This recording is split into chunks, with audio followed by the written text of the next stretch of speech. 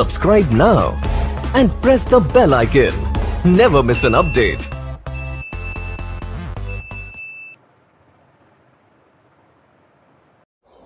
Welcome to all of you in my YouTube channel Target with Arjun. Chemistry class 12. In last class I was discuss solution and types of solution and expression of the concentration terms, and only one expression of concentration term I was discuss in last class, that is mass by mass percentage. तो mass by mass percentage होता क्या है और उससे related हमने एक question कराया था, एक एग्जांपल लेके क्वेश्चन कराया था। तो उसी मास परसेंटेज से रिलेटेड कुछ क्वेश्चन आज हम लोग कर लेते हैं। देन नेक्स्ट एक्सप्रेशन टर्म हम आगे पढ़ेंगे जो कि हमारा है volume by volume percentage, mass by volume percentage and mole fraction and ppm. ये सब टॉपिक हम लोग पढ़ेंगे आज। तो यहाँ पे हम लोग एक क्वेश्चन कर लेते हैं जो आपका एनसीईआरटी का ही है। एनसीईआरटी क्वेश्चन नंबर होगा, इंटेक क्वेश्चन होगा 2.1। आप लोग एनसीईआरटी में अगर वीडियो को देख रहे होंगे तो साथ में आप एनसीईआरटी बुक लेके बैठेंगे और क्वेश्चन को सॉल्व करने की कोशिश करेंगे और समझने की कोशिश करेंगे। तो इस क्वेश्चन में क्या बोल रहा है, हम कैसे इसको मास बाई मास परसेंटेज के अकॉर्डिंग इसको हम लोग सॉल्व करेंगे। तो क्वेश्चन आप लोग देखेंगे यहाँ पे क्या क्वेश्चन बोल रहा है कि calculate the mass percentage of benzene and the formula of benzene is C6H6 and the carbon tetrachloride and the formula of carbon tetrachloride is CCl4. If 22 gram of benzene is dissolved in 122 gram of carbon tetrachloride. Question बहुत simple है, question को बस समझना है। कोई भी question दिया हो तो हम क्वेश्चन को इजी वे में समझ सकते हैं। कैसे समझेंगे, जैसे कि हमने लास्ट क्लास में बताया था कि जो अमाउंट हमारा लेस क्वांटिटी में होता है किसी भी सॉल्यूशन में, जो पर्टिकुलर अमाउंट है वो हमारा लेस क्वांटिटी में होगा, या जो भी सब्सटेंस है हमारा लेस क्वांटिटी में होगा, उसको हम लोग क्या बोलते हैं, सॉल्यूट बोलते हैं। एंड जो ज़्यादा अमाउंट में होता है उसको हम लोग क्या बोलते हैं, सॉल्वेंट बोलते हैं। तो यहाँ पे देखेंगे क्या है C6H6। तो C6H6 यहाँ काम कैसा करेगा, सोल्यूट का काम करेगा, बिकॉज यहाँ पर कितना दिया हुआ है 22 ग्राम, तो ये सोल्यूट हो गया। एंड कितने में डिजॉल्व हो रहा है, 122 ग्राम ऑफ कार्बन टेट्राक्लोराइड। इसका मतलब क्या है, कार्बन टेट्राक्लोराइड क्या है यहाँ पे, सॉल्वेंट है, और उस सॉल्वेंट में क्या हो रहा है, बेंजीन आके डिजॉल्व हो रहा है। तो क्लियर यहाँ पे पता है हमको, benzene is the solute and carbon tetrachloride is the solvent.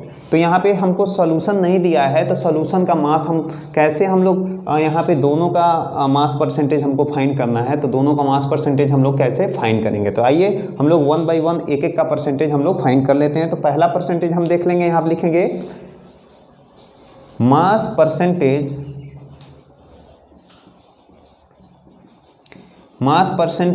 Of benzene. Mass percentage of benzene equal to क्या बनेगा, मास ऑफ बेंजीन, कल हमने फॉर्मूला लिखवाया था, मास ऑफ बेंजीन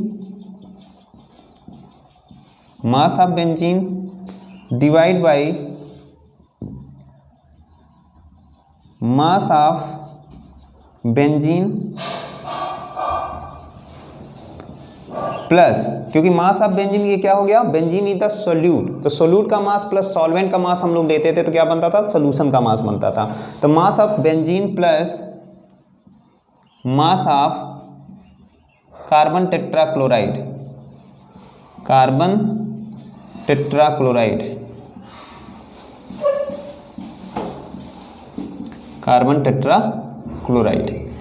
तो ये चीज़ हो गया हमारा। तो पहले हम बेंजीन का मास देख लेते हैं। मास ऑफ बेंजीन कितना दिया है, 22 ग्राम। तो यहाँ पे हमने लिख लिया 22 ग्राम।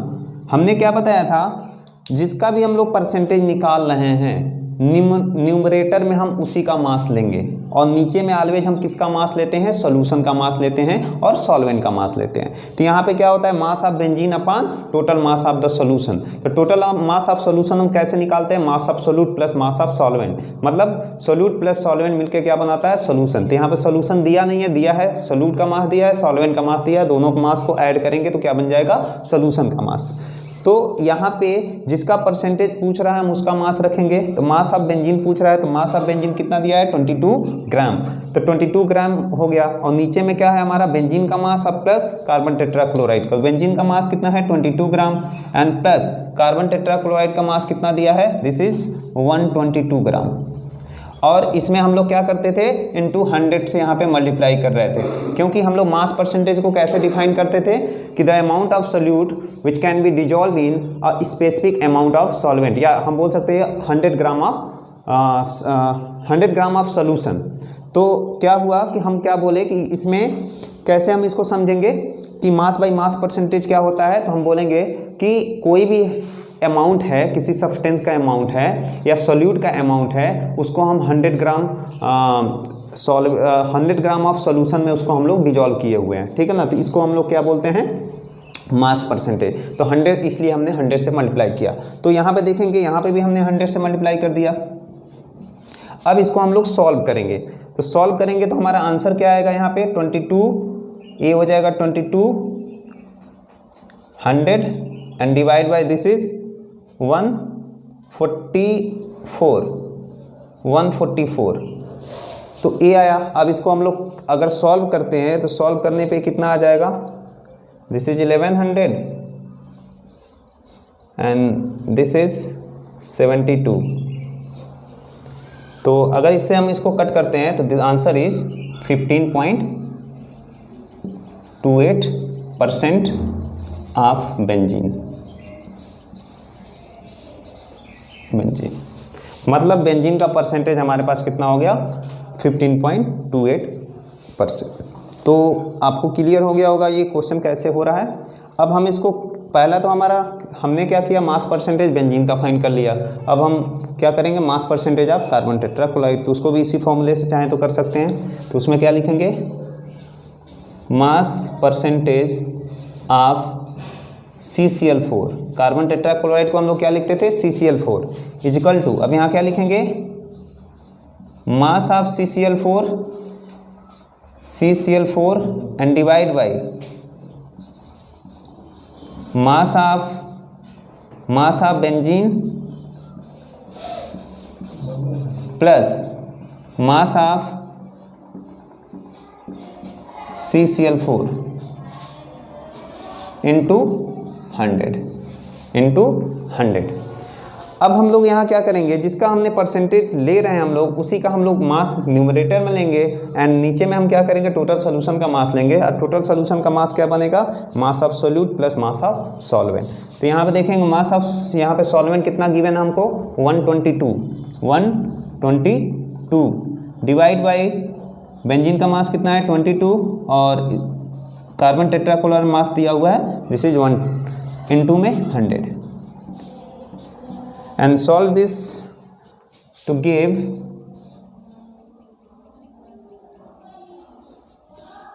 and divide by this is 144. So this is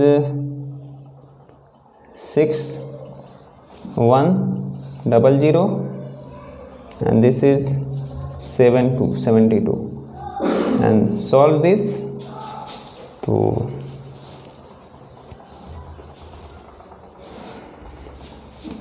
100 minus 15.28. So this is 0.00 2 and this is 9/7 and this is 9/4 and this is 84.72%. Okay, of CCl4 of CCl4। एक तो ये तरीका है, हम ऐसे भी सॉल्व कर सकते हैं एंड इसको और भी शॉर्ट में अगर करना है तो हमको पता है, सिंपल सी बात है, यहाँ बेंजीन हमारा कितना है, बेंजीन इज 15.28% इतना हमको फाइंड हुआ। तो हम लोग क्या करेंगे, हमको पता है कि जो टोटल परसेंटेज होगा वो 100 होगा, 100 में से हम इस इतने को माइनस कर दें डायरेक्ट तो हमारा आ जाएगा। तो इसको अदर वे में हम कैसे लिख सकते हैं, mass percentage of CCl4 is equal to 100 minus mass of benzene, mass percentage of benzene.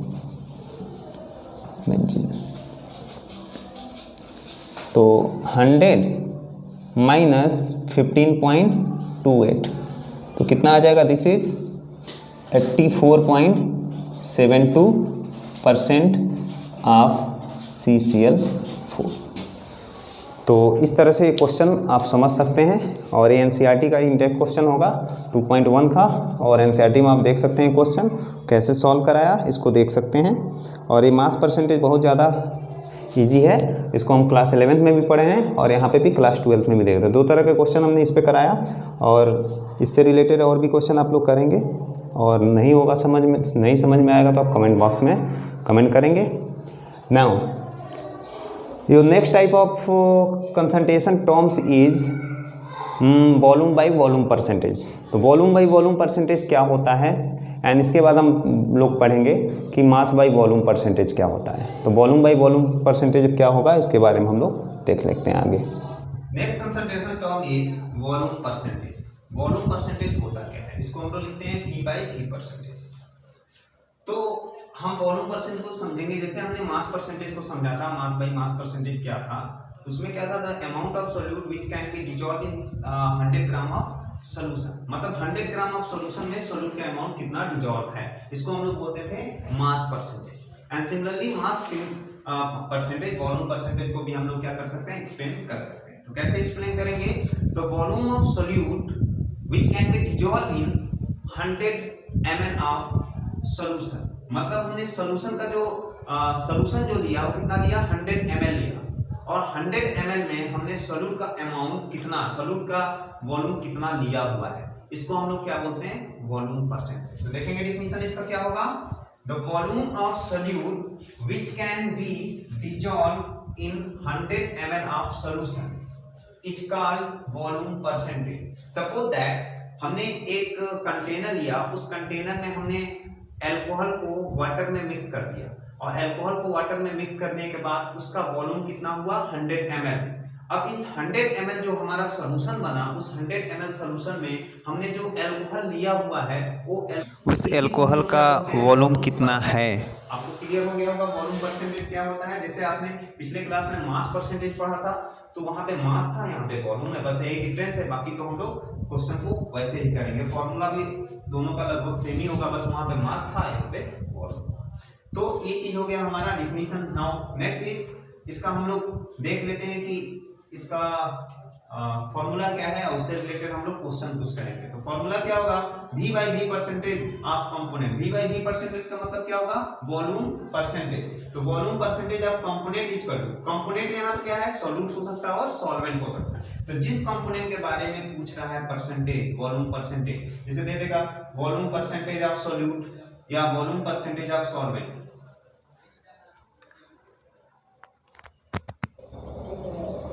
Okay, volume percentage of solute and volume percentage of solvent. तो यहाँ पे क्या होगा, हम देखेंगे जिसका परसेंटेज यहाँ दिया कंपोनेंट का, तो हम लिखेंगे volume of component upon total volume of solution.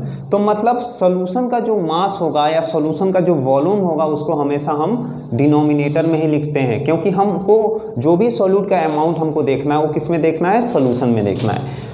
तो volume of component upon total volume of solution into 100। क्यों कर रहे हैं 100, क्योंकि 100 में ही हमको देखना है कि 100 ग्राम सॉल्यूशन में कितना सॉल्यूट का अमाउंट है, या 100 ml सॉल्यूशन में कितना सॉल्यूट का वॉल्यूम है। तो ये चीज़ हम यहाँ देख सकते हैं। अब हम क्या करेंगे, सपोज दैट सॉल्यूशन डायरेक्टली हमको नहीं दिया है, क्वेश्चन दे सकता है कि इतना ग्राम कि 20 ml of solute dissolve in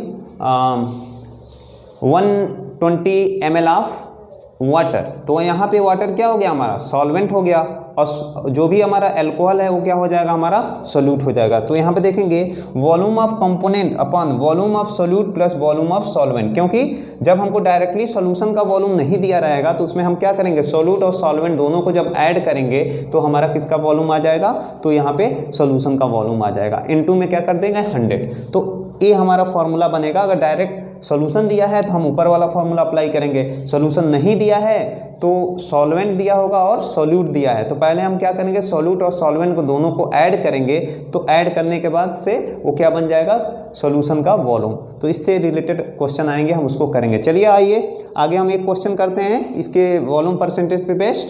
तो क्वेश्चन हमारे पास क्या है कि 20 ml of alcohol dissolve in 170 ml of water, calculate the concentration in terms of volume percentage. किसका पूछ रहा है, ऑफ एल्कोहल, एल्कोहल का वॉल्यूम परसेंटेज पूछ रहा है। और यहाँ पे क्या है, एल्कोहल का वॉल्यूम दिया हुआ है और वाटर का वॉल्यूम दिया हुआ है। तो एल्कोहल एंड वाटर दोनों का वॉल्यूम दिया है, तो इसका मतलब क्या है, एल्कोहल यहाँ पे हमारा हो गया क्या, सोल्यूट, और वाटर क्या हो गया, हमारा हो गया सॉल्वेंट। तो यहाँ पे क्या है, दोनों सोल्यूट और सॉल्वेंट को जब तक हम ऐड नहीं करेंगे तब तक सॉल्यूशन का वॉल्यूम नहीं आएगा। तो हम यहाँ पे फॉर्मूला क्या लिखेंगे, V/V percentage of alcohol, because percentage किसका पूछ रहा है, एल्कोहल का ही पूछ रहा है। तो हम लिखेंगे V/V percentage of alcohol equal to volume of alcohol and divided by volume of alcohol plus volume of water, because alcohol and water दोनों को ऐड करेंगे तभी वो क्या होगा, सॉल्यूशन का वॉल्यूम आएगा। इनटू में हम क्या करेंगे, यहाँ पे 100 करेंगे, ठीक है। वैल्यू को पुट करते हैं, वैल्यू हमारे पास क्या है, एल्कोहल का जो वॉल्यूम है वो कितना दिया है, 20 ml, तो 20 ml यहाँ लिखेंगे, and divided by volume of alcohol कितना है 20 ml, और वॉल्यूम ऑफ वाटर कितना दिया है, दिस इज 170 ml इनटू क्या करेंगे 100। तो अब यहाँ पे क्या है देखेंगे, ये 2 और इसमें 3 जीरो बढ़ जाएगा, and divide by this is 190, तो 1 जीरो से 1 जीरो कैंसिल हुआ, तो बचा क्या, this is 200 divide by 19, 200 divide by 19, इसको सॉल्व कर लेते हैं। यहाँ पे सॉल्व करेंगे 219, ये एक बार गया, दिस इज 19 इज 10, तो नहीं जाएगा, तो हम यहाँ क्या करेंगे, एक जीरो रख के पॉइंट लगाएंगे एंड यहाँ पे एक जीरो ले लेंगे। अब कितने टाइम्स गया,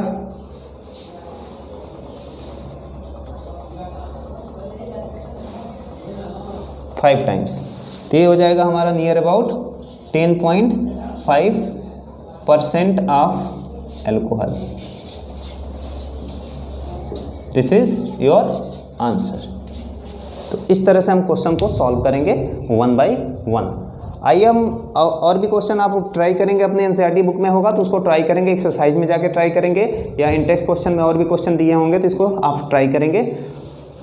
तो हम लोग आगे आते हैं, next type of concentration terms is mass by volume percentage. तो पहला हमारा क्या हुआ, mass by mass percentage, second is volume by volume percentage. Now third type of concentration term is mass by volume percentage। It means the mass किस में दिया रहेगा, solute का मास दिया रहेगा और जो सोल्यूशन होगा उसका क्या दिया रहेगा, वॉल्यूम दिया रहेगा। तो इसको हम लोग क्या बोलेंगे, मास बाई वॉल्यूम परसेंटेज। चलिए आगे next means third type of concentration term के बारे में हम लोग आगे पढ़ते हैं।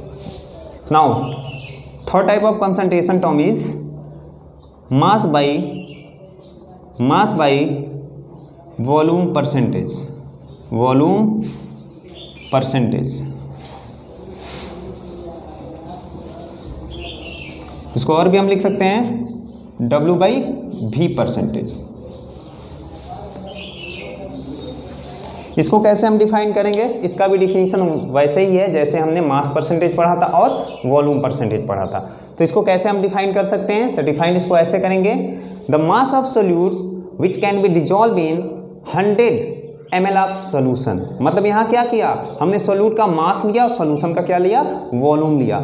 मतलब हम ऐसे समझ सकते हैं इसको कि हमने लिया शुगर एंड शुगर को हमने वाटर में डिजॉल्व कर दिया।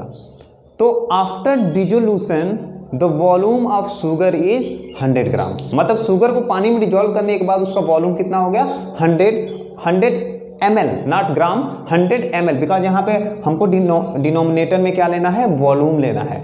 तो यहाँ पे क्या हो जाएगा 100 ml, तो सोल्यूशन का टोटल वॉल्यूम हो गया 100 ml।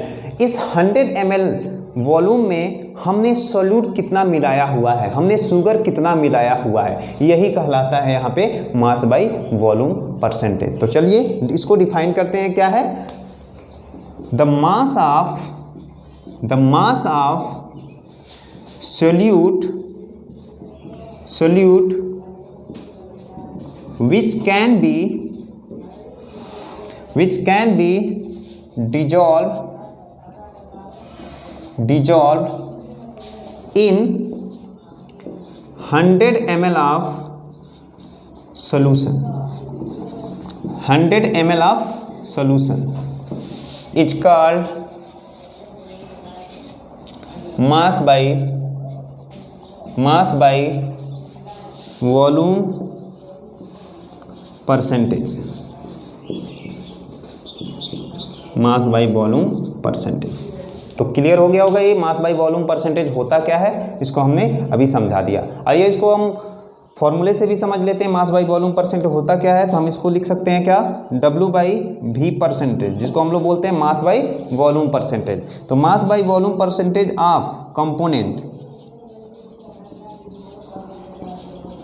कंपोनेंट का मतलब क्या है, यहाँ पे कुछ भी कंपोनेंट किसका भी ले सकते हैं हम लोग, सॉल्यूट ले सकते हैं, सॉल्वेंट, जिसका परसेंटेज पूछा जाएगा हम उसका मास न्यूमरेटर में लिखेंगे, डिवाइड बाय हम टोटल वॉल्यूम कर लेंगे किसका, सॉल्यूशन का। तो यहाँ पे देखेंगे कंपोनेंट हो गया, तो यहाँ पे क्या हो जाएगा, mass of that component, mass of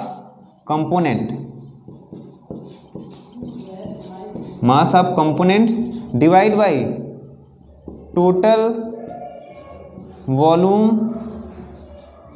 of solution, total volume of solution into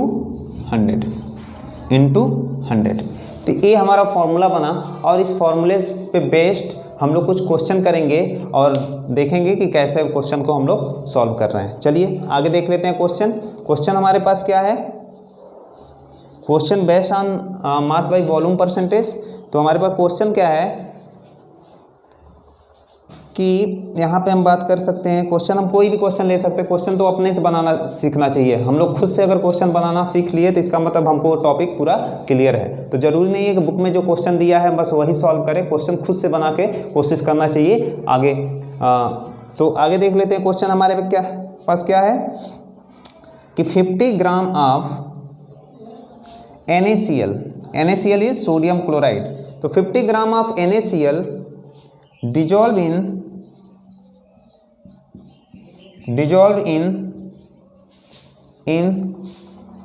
250 ml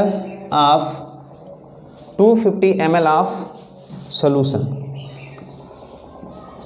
250 ml of solution, या हम यहाँ पे डिजॉल्व को जब लिख सकते हैं प्रेजेंट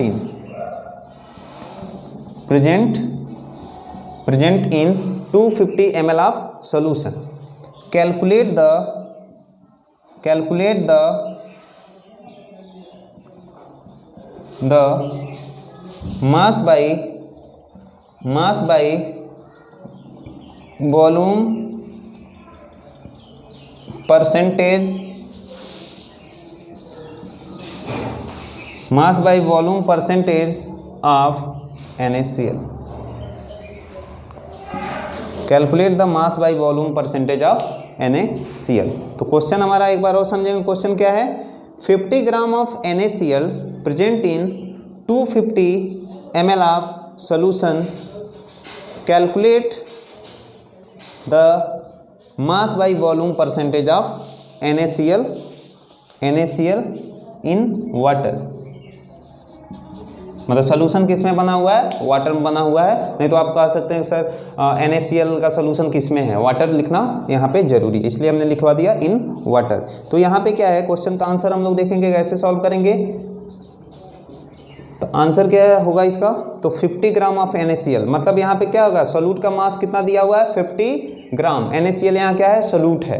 तो यहाँ पे W/V परसेंटेज ऑफ NaCl ही पूछ रहा है, इक्वल टू क्या हो जाएगा, जिसका पूछेगा हम उसका मास लेंगे, तो मास कितना दिया है यहाँ पे लिखेंगे mass of NaCl and divided by volume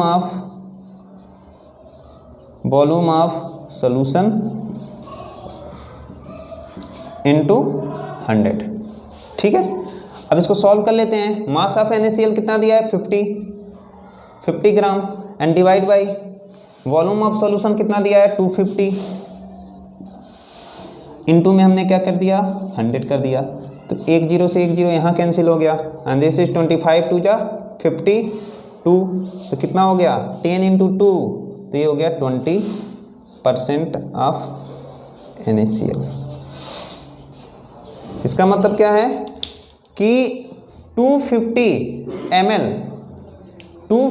ml of solution contain 50 gram of NaCl, तो इसमें हमारा जो वो मास बाई वॉल्यूम परसेंटेज NaCl का निकल के आ रहा है कितना 20% ऑफ NaCl। मतलब अगर हम बात करें 250 ml हमारा सॉल्यूशन है जिसमें क्या है 50 ग्राम NaCl प्रेजेंट है, तो कितना परसेंट हुआ, तो हम बोलेंगे 20% हमारा NaCl हुआ। तो ये हमारा फाइनल आंसर हो गया। इसके बाद हम लोग एक इसी से रिलेटेड एक टॉपिक है जिसको हम लोग बोलते हैं PPM का फुल फॉर्म होता है this is known as part per million. तो पार्ट पर मिलियन होता क्या है और उसका रिलेशन इस mass percentage volume percentage mass by volume percentage से कैसे करेंगे और कैसे एक दूसरे से हम इसको कंपेयर करते हैं, उसको आइए हम लोग चलते हैं, देखते हैं आगे।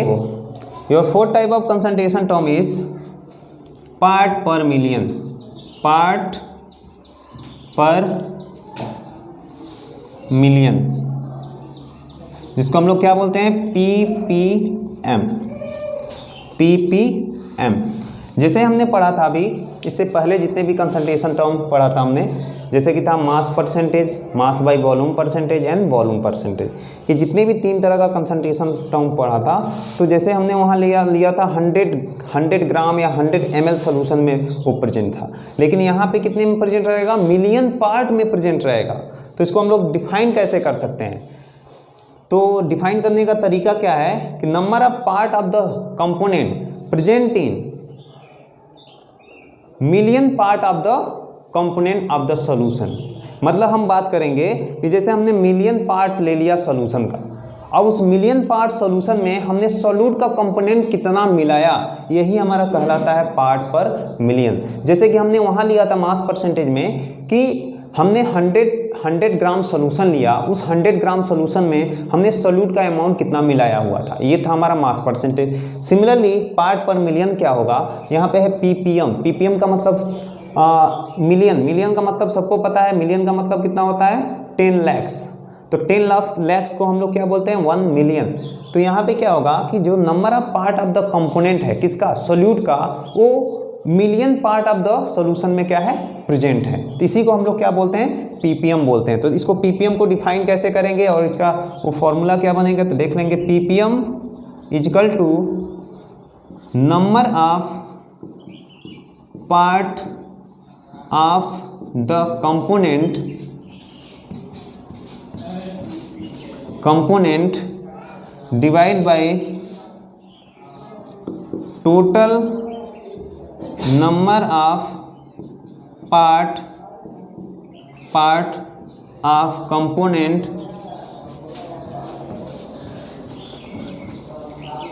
Of solution into 10 power 6।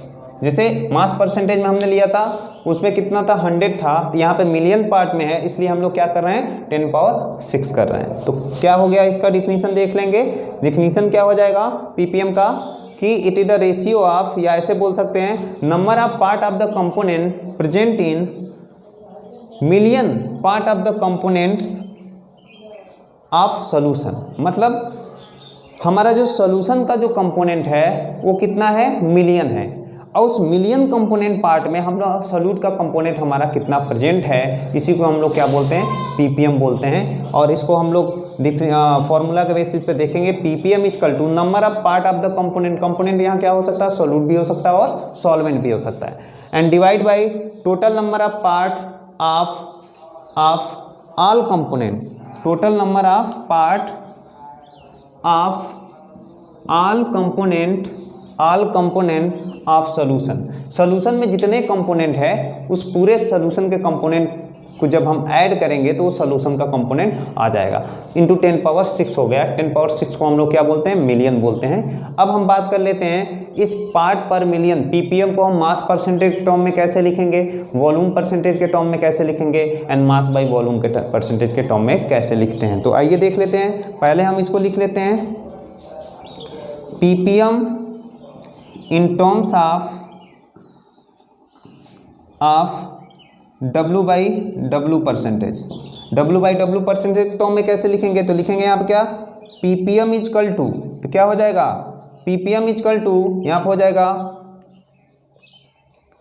Mass of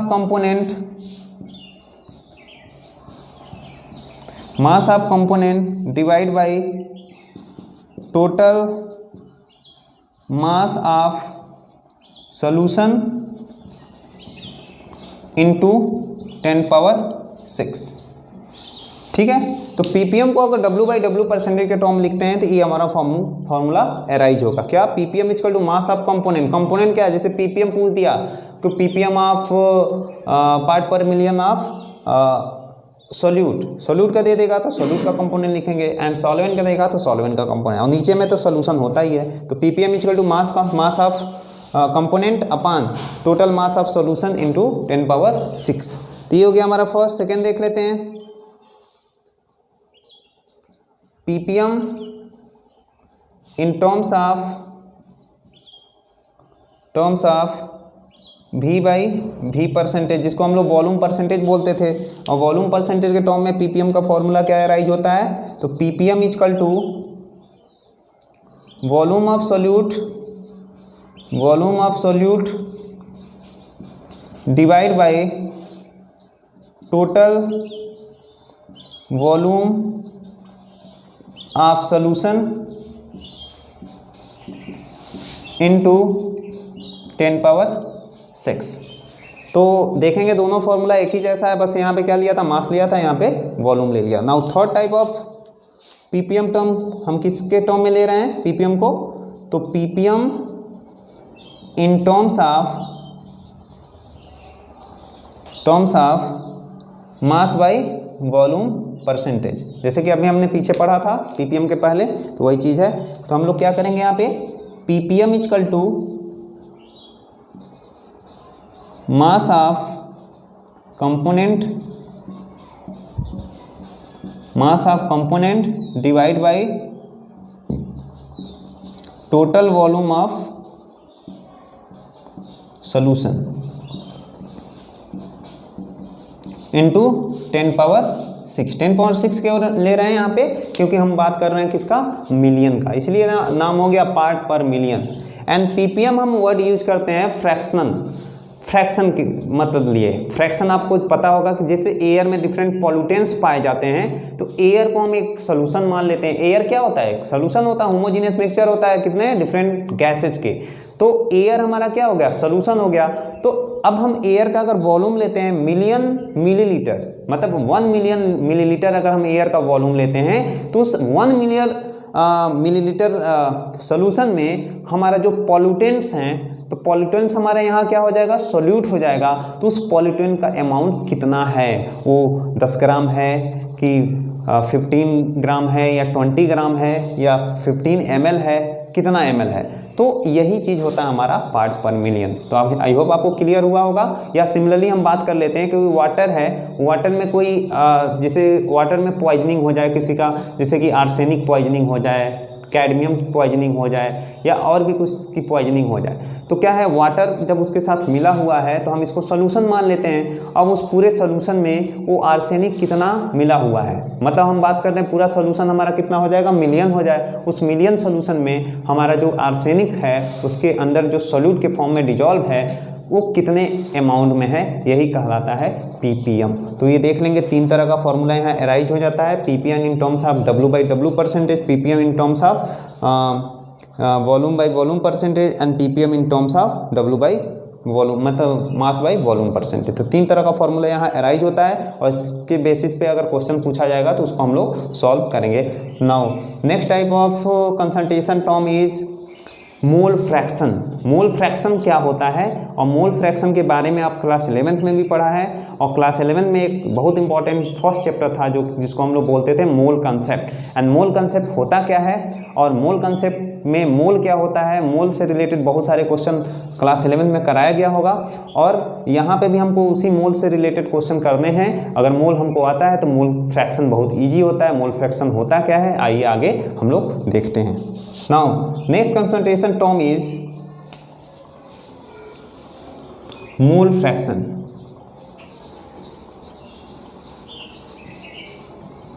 And mole fraction is denoted by chi. इसको क्या बोलते हैं? chi.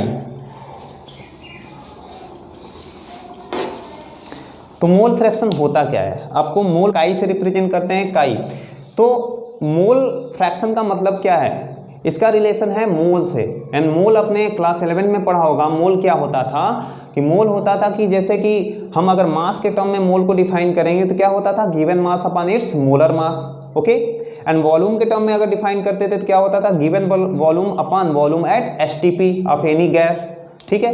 एंड अगर नंबर ऑफ मोल के टर्म में इसको नंबर ऑफ पार्टिकल के टर्म में अगर हम इसको डिफाइन करते थे तो क्या होता था, number of particle upon Avogadro's number. तो ये होता था हमारा नंबर ऑफ मोल फाइंड करने का तरीका।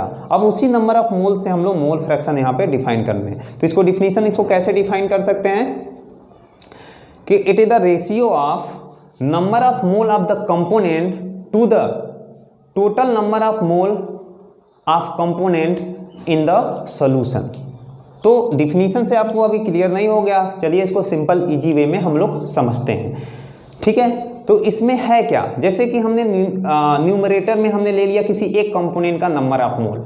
एक कंपोनेंट का नंबर ऑफ मोल मतलब सपोज दैट हमने सोल्यूट का नंबर ऑफ मोल ले लिया या सॉल्वेंट का नंबर ऑफ मोल ले लिया। ठीक है। एंड न्यूमरेटर हो गया। अब डिनोमिनेटर में क्या होता है, total number of mole of solution. मतलब सोल्यूशन में क्या है, सोल्यूट का भी नंबर ऑफ मोल होगा और सॉल्वेंट का भी नंबर ऑफ मोल होगा। तो हम बात कर सकते हैं कि नंबर ऑफ मोल हमारा सॉल्यूशन का है, उस सॉल्यूशन के नंबर ऑफ मोल में सोल्यूट का नंबर ऑफ मोल कितना है, तो ये मोल फ्रैक्शन किसका हो जाएगा, सोल्यूट का। अब हम दूसरा बात कर लेते हैं, अगर हमारा total number of mole of solution है तो total number of mole of solution में सॉल्वेंट का नंबर ऑफ मोल कितना है, ये किसका हो जाएगा, सॉल्वेंट का मोल फ्रैक्शन हो जाएगा। तो आइए हम डिफिनीशन पहले इसको लिख लेते हैं देन उसको समझते हैं। तो क्या हो जाएगा, the ratio of number of moles of component to the number of moles of all component in the solution।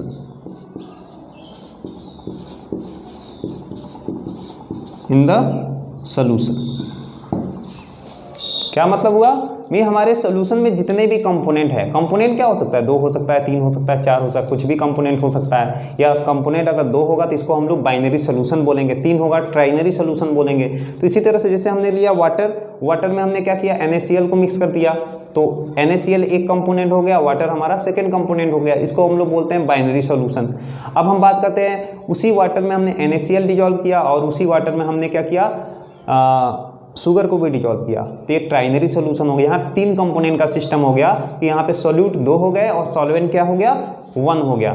तो अगर हमारा सोल्यूशन है, टोटल सोल्यूशन है, उस सोल्यूशन में जितने भी कंपोनेंट हैं, ठीक है ना, उस कंपोनेंट में हमारा एक पर्टिकुलर कंपोनेंट का नंबर ऑफ मोल कितना है, यही कहलाता है उस पर्टिकुलर कंपोनेंट का मोल फ्रैक्शन। तो जैसे हमने यहाँ पे डिफिनीशन क्या लिखाया, the ratio of number of mole of component to the number of moles of all components in the solution. मतलब सोल्यूशन के अंदर जो भी कंपोनेंट है उस पूरे कंपोनेंट का जो नंबर ऑफ मोल है, ठीक है, उसमें एक पर्टिकुलर कंपोनेंट का नंबर ऑफ मोल कितना प्रेजेंट है, तो उसी पर्टिकुलर नंबर ऑफ मोल जिसका हम फाइंड कर रहे हैं, तो वही हमारा उसका मोल फ्रैक्शन हो जाएगा। तो जैसे हम देख लेते हैं for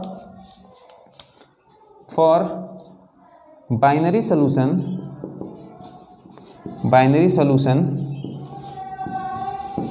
component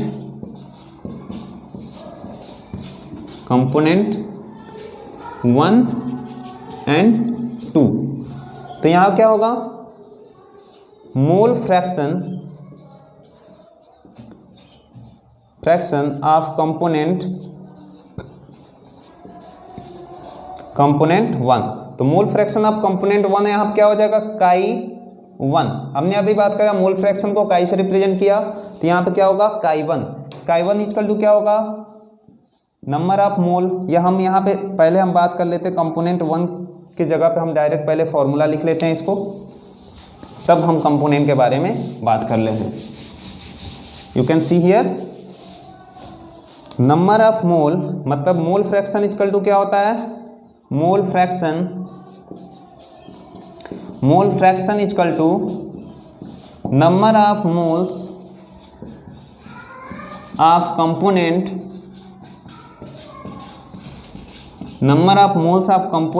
upon number of mole upon total number of moles of component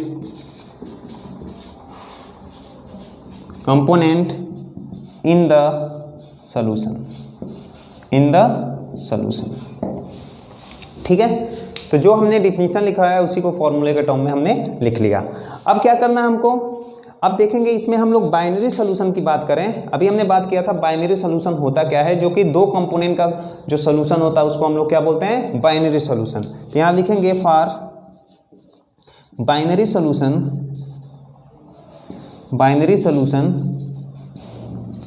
component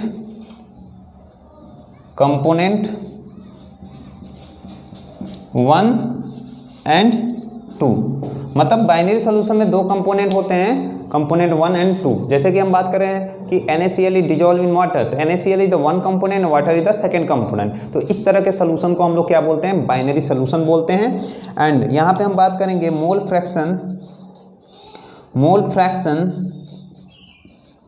of component 1। और यहाँ पे हमने मोल फ्रैक्शन को कैसे रिप्रेजेंट कर रहे हैं, काई से। तो यहाँ क्या हो जाएगा, काई 1। तो mole fraction of component 1 equal to excuse me, तो यहाँ पे हम बात करेंगे number of mole of component 1 and divide by total number of moles of component in the solution. इसको कर सकते हैं, यहाँ क्या हो जाएगा, chi 1 equal to number of moles of component 1। तो नंबर ऑफ मोल को रिप्रेजेंट करते हैं स्मॉल n से, एंड स्मॉल n क्या हो जाएगा यहाँ पे n1 upon total number of mole of the component in the solution. तो टोटल कितने हमारे यहाँ पे कंपोनेंट है, 2 है। क्या है, 1 and 2। तो यहाँ क्या लिखेंगे, दोनों को ऐड कर दिया, n1 प्लस n2। तो ये हमारा किसका फॉर्मूला हो गया, कंपोनेंट 1 का मोल फ्रैक्शन फाइंड करने का तरीका क्या होगा, chi 1 equal to n1 upon n1 plus n2। This is the mole fraction of component 1। Similarly for component 2। तो यहाँ हम बात कर लेते हैं मोल फ्रैक्शन क्या हो जाएगा, काई 2 इक्वल टू यहाँ पे हो जाएगा n2 upon n1 plus n2। ये हमारा फॉर्मूला हो गया किसके लिए, कंपोनेंट 2 के लिए। तो हम जिसका मोल फ्रैक्शन हम फाइंड कर रहे हैं उसका नंबर ऑफ मोल को हम लोग कहाँ रखेंगे, न्यूमरेटर में, एंड डिवाइड कर देंगे टोटल नंबर ऑफ मोल से। तो टोटल नंबर ऑफ मोल क्या हो जाएगा, n1 प्लस n2। सिमिलरली हम यहाँ बात करते हैं, अगर कंपोनेंट 2 का मोल फ्रैक्शन फाइंड करना है तो कंपोनेंट 2 का हम नंबर ऑफ मोल लेंगे न्यूमरेटर में एंड डिवाइड कर देंगे उसको टोटल नंबर ऑफ मोल। तो टोटल नंबर ऑफ मोल यहाँ पर कितने हमारे पास कंपोनेंट है, 2 ही कंपोनेंट है, 1 and 2। तो इसलिए हमने कर दिया n1 प्लस n2। ये हो गया हमारा फॉर्मूला। तो चलिए आगे देखते हैं, ये चीज़ आपको क्लियर हुआ नंबर ऑफ मोल फ्रैक्शन कैसे हम लोग फाइंड करते हैं। अब एक चीज़ होता है यहाँ पे, एक टर्म आता है कि the summation of all mole fraction is always unity. मतलब हम बात कर सकते हैं, जैसे हम यहाँ कहें कि chi1 प्लस chi2 इन दोनों का हमेशा सम करने पर ऑलवेज वैल्यू क्या आता है, 1 आता है। यहाँ पर हम बात कर लिए केवल किसके लिए, फॉर बाइनरी सोल्यूशन। हमारे पास कई तरह के सोल्यूशन हो सकते हैं, ट्राइनरी, या हम बोल सकते हैं nth component of the solution. मतलब हमारे सोल्यूशन में nth कंपोनेंट हो, जैसे कि 10 कंपोनेंट हो सकता है, 15 कंपोनेंट हो सकता है, या 4 कंपोनेंट सिस्टम अगर हो जाए तो उस केस में हम लोग क्या करते हैं, उस केस में होगा क्या, chi1 plus chi2 plus chi3 plus chi4 equal to 1।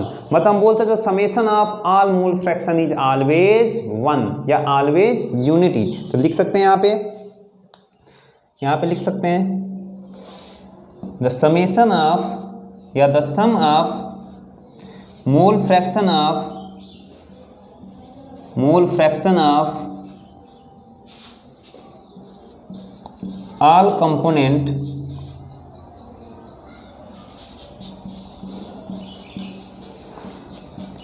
in the solution is always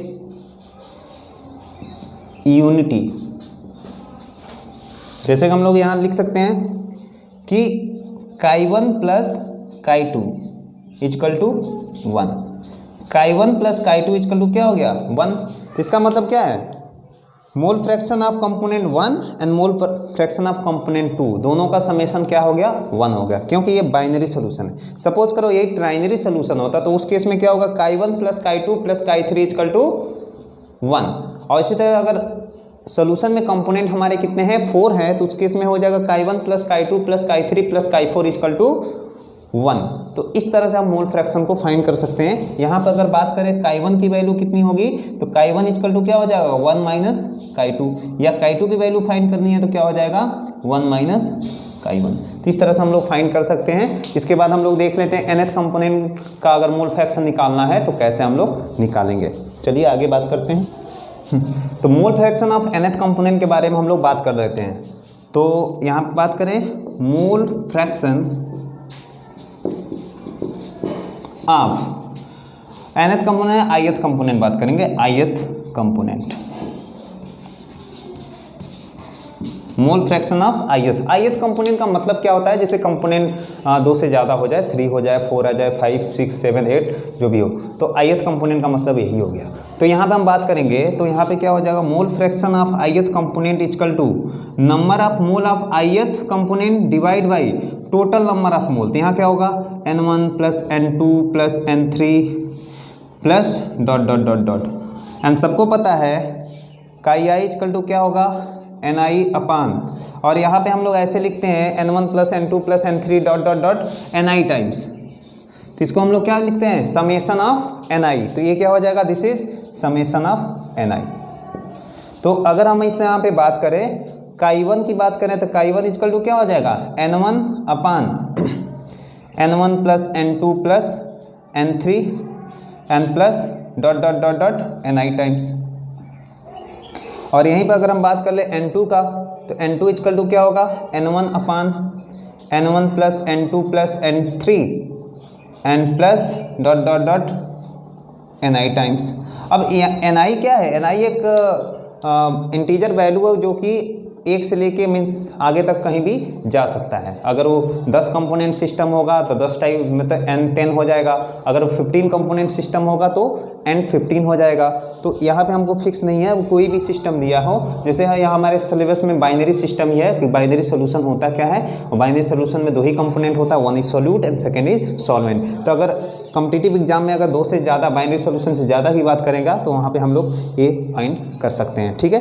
and इसी तरह से हम लोग बात करें chi का, सॉरी chi3 का, तो chi3 इक्वल टू क्या होगा, n3 अपान n1 plus n2 plus n3 n plus dot dot dot dot ni times, ठीक है।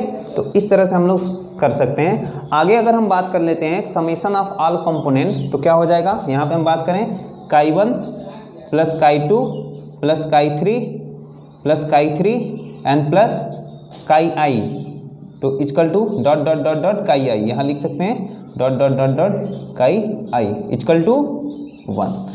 तो ये चीज़ हमको ध्यान हमेशा देना होगा कि summation of all mole fraction is always unity. तो चलिए आइए इससे रिलेटेड हम एक क्वेश्चन करते हैं जो कि बहुत ज़्यादा इंपॉर्टेंट है और आपके एनसीईआरटी का है।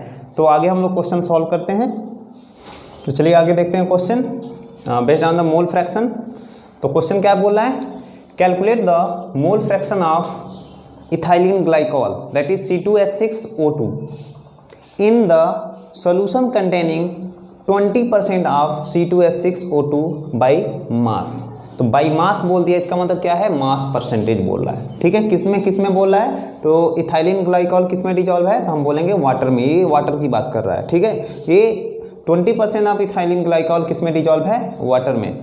तो वाटर कितना, टोटल सोल्यूशन का मास कितना हमने यहाँ पर लिया है, मास बाई मास। तो बाई मास का मतलब क्या है, मास परसेंटेज की बात कर रहा है। इसका मतलब क्या है, 20% जो इथाइलिन ग्लाइकॉल है वो 100 ग्राम सॉल्यूशन में डिजॉल्व है, और उसमें सॉल्यूशन में जो इथाइलिन ग्लाइकॉल का जो मास है वो कितना है, 20 ग्राम है। बाकी रेस्ट ऑफ अमाउंट जो होगा वो किसका होगा, वाटर का होगा। तो यहाँ पे हम बात करें कि अगर हम बात करें यहाँ पे आंसर की बात करें तो यहाँ पे मास ऑफ C2H6O2 ये कितना हो जाएगा, दिस इज 20 ग्राम। जैसे अभी हमने पीछे मास परसेंटेज पढ़ा था कि 100 ग्राम सोल्यूशन में जो अमाउंट हमारा क्या होता था सोल्यूट का, ठीक है, वही हमारा उसका मास परसेंटेज हो जाता था। तो 20% C2H5O2 बाई मास है, तो इसका मतलब क्या है, हमारा सोल्यूशन का मास कितना रहा होगा, 100 ग्राम रहा होगा। उस 100 ग्राम सोल्यूशन में 20% हमारा क्या है, इथाइलिन ग्लाइकॉल है। इसका मतलब इथाइलिन ग्लाइकॉल का जो मास 20 का मतलब 20 का 20% कितना हो गया 100 में, तो हम बोलेंगे 20। तो यहाँ पे क्या होगा, इथाइलिन ग्लाइकॉल का मास हो गया 20 ग्राम। अब हम बात करेंगे मास ऑफ वाटर। तो मास ऑफ वाटर क्या हो जाएगा, तो दिस इज 100। ठीक है, परसेंटेज टोटल कितना होगा, 100% होगा। 100 में से हम क्या करेंगे, 20 को घटा देते हैं, तो कितना हो गया 80 ग्राम। 80 ग्राम मतलब वाटर का जो मास हो गया वो कितना हो गया, 80 ग्राम। हमको क्या फाइंड करना, मोल फ्रैक्शन किसका, इथाइलिन ग्लाइकॉल का। तो मोल फ्रैक्शन निकालने का तरीका क्या है, सबसे पहले मास गिवन है, तो मास से हम लोग क्या फाइंड करेंगे, नंबर ऑफ मोल। तो नंबर ऑफ मोल हम यहाँ निकालेंगे इथाइलिन ग्लाइकॉल का और वाटर का। तो हम लोग फाइंड कर लेते हैं number of mole of C2H6O2। तो ये क्या हो जाएगा, small n C2H5H6O2 equal to क्या होगा, W का मतलब क्या होता है, गिवन मास किसका, C2H6O2 and divide by m क्या होता है, m is the molar mass किसका हो रहा है, C2H6O2। तो यहाँ पे हम पहले मोलर मास फाइंड कर लेते हैं। मास गिवन मास तो कितना है 20 ग्राम। तो यहाँ पे C2H6O2 का मोलर मास फाइंड कर लेते हैं। तो कार्बन का कितना होता है 12, 2 plus this is 1 into 6 and plus oxygen is 16। Total number of oxygen is 2। तो ये कितना हो गया, this is 24 plus 6 plus this is 32। तो टोटल कितना हुआ 8, 8, 4, this is 2 and this is 3, 2, 62. The molar mass of ethylene glycol is 62 ग्राम। तो हम लोग यहाँ पे वैल्यू पुट कर लेते हैं। तो mass of the ethylene glycol is 20 gram and molar mass कितना दिया है, दिस इज 62 ग्राम। एंड इसको अगर कट करते हैं तो this is 10 and this is 31। इसको कैलकुलेट करेंगे तो आई थिंक ये आ सकता है 0.322 मोल। तो हमने इथाइलिन ग्लाइकॉल का नंबर ऑफ मोल ऐसे फाइंड कर लिया। सिमिलरली हम नंबर ऑफ मोल वाटर का फाइंड करेंगे। Number of mole of water H2O, तो क्या हो जाएगा NH2O equal to WH2O and divide by MH2O। मतलब जो मास गिवन है तो क्या होता था, गिवन मास अपॉन इस molar mass. WH2O is the given mass, MH2O is the molar mass of water. तो वाटर का मोलर मास तो सबको पता है 18 होता है। तो ये क्या हो गया, दिस इज 80 अपॉन 18 और 80/18 को अगर हम कट कर रहे हैं this is 40 and this is 9, तो 9 को अगर हम 40 से कट करेंगे तो दिस इज 4.44 मोल। ये हमारा आंसर होगा number of mole of water का। अब क्या फाइंड करने के लिए बोल रहा है, मोल फ्रैक्शन ऑफ C2H6O2 मतलब ethylene glycol. Ethylene glycol find करना है तो यहाँ क्या करेंगे, काई C2H6O2 मतलब इथाइलिन ग्लाइकॉल का नंबर ऑफ मोल फाइंड करना है तो ये क्या होगा NC2H6O2 and divide by NC2H6O2 and plus NH2O। जैसे कि अभी हमने मोल फ्रैक्शन के फॉर्मूला में बताया था कि जिसका मोल फ्रैक्शन हमको फाइंड करना है हम उसी का नंबर ऑफ मोल लेंगे, अपान में क्या करेंगे टोटल नंबर ऑफ मोल। तो यहाँ पे वैल्यू हम पुट करते जाएंगे तो इथाइलिन ग्लाइकॉल का नंबर ऑफ मोल कितना आया था 0.322 and divide by ethylene glycol का कितना है 0.322 and plus number of mole of water is 4.44। अब इसको हम लोग सॉल्व कर लेते हैं। सॉल्व करने के बाद जो आंसर आएगा वही हमारा आंसर सही होगा। सॉल्व करें आगे तो क्या होगा, दिस इज 0.322 एंड इसको सॉल्व करेंगे तो ये लगभग हो जाएगा दिस इज 4.76 समथिंग आएगा एंड ओवरऑल इसको अगर सॉल्व करेंगे तो ये आ जाएगा 0.067 एंड सिंपल सी बात है, मोल फ्रैक्शन का कोई यूनिट तो होगा नहीं क्योंकि ऊपर भी नंबर ऑफ मोल नीचे नंबर ऑफ मोल दोनों आपस में कैंसिल हो जाएगा। अब ये तो हो गया इसका number of mole of ethylene glycol. अब हम बात करें number of mole of water, number of mole of mole fraction of water. तो mole fraction of water find करने का तरीका क्या होता है, H2O mole fraction of water is equal to 1 minus mole fraction of ethylene glycol C2H6O2। तो क्या करेंगे 1 में से 0.067 को अगर हम लोग क्या कर देते हैं माइनस कर देंगे तो ये आंसर क्या आएगा 0.9